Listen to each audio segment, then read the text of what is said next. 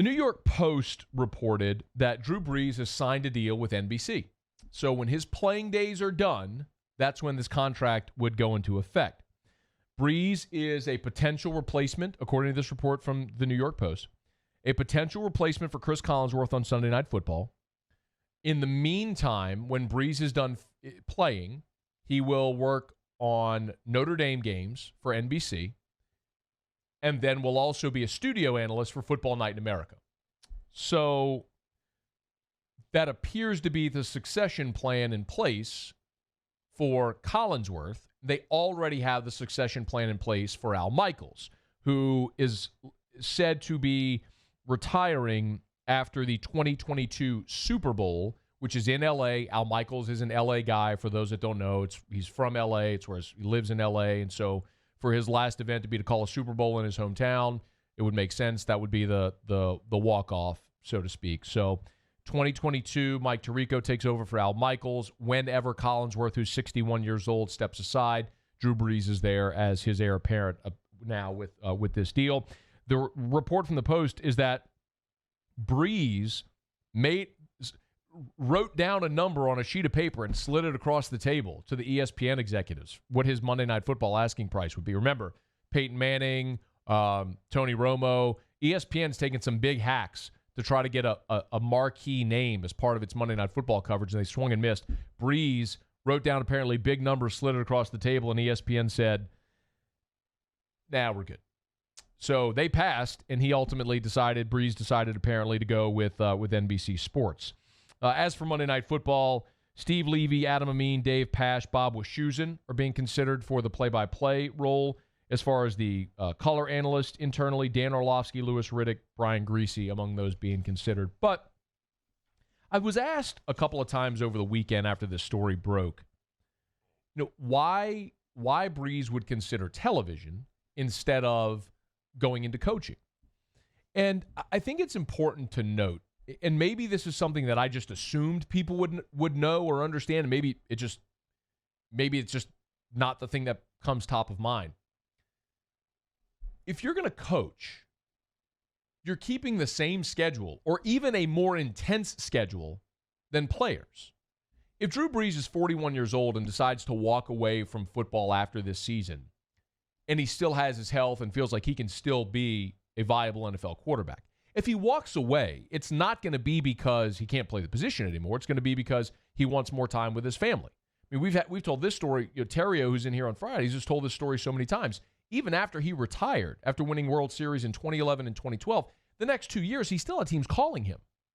But he was at a point where his kids were growing up, and he was missing first steps and riding the bike for the first time and missing a lot of dad things and didn't want to miss him anymore. And Drew Brees has 4 kids, and they're growing up, and there's a legitimate question of how much do you want to miss? And so if you are still playing quarterback, and then if you're a coach, it's as a coach, your hours are even longer than if you're a player because you're developing and cultivating the game plan, and you're still there for every game, every practice, every coach's meeting. You're traveling the same for a 16-game regular season, a 17-week regular season, a 4-week preseason, and then playoffs. And then if you talk about training camp, the NFL is now a 12-month schedule. When you consider draft prep, OTAs, mini camps, it's a 12-month schedule. So you never really disengage altogether, especially if you're a player, you're in the front office. Or you're a coach, or you're in the front office. Players can still have some of their downtime in the offseason, but if you're in the front office or you're a coach, you're never disengaged fully. So if Drew Brees is thinking, all right, when the day comes that I'm going to retire, it's not because I can't physically play. If it's, this coming year, it's going to be because I want more time with my family. Respect.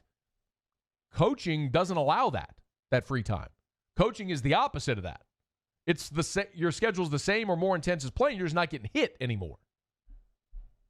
TV is still going to have,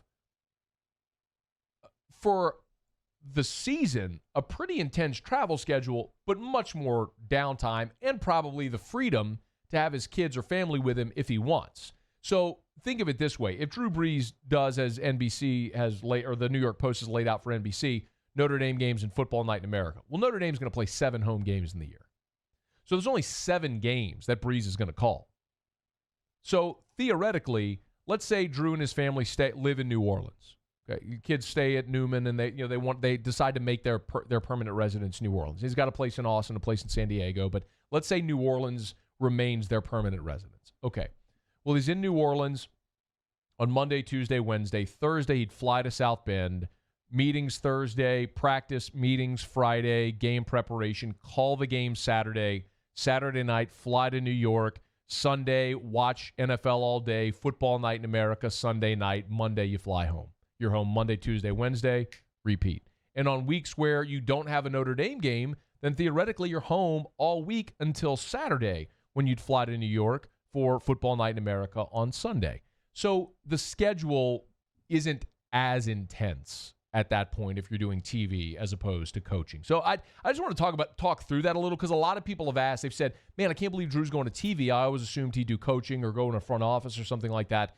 This does make a lot of sense if your ambition is, or your objective is, I want more time with my family.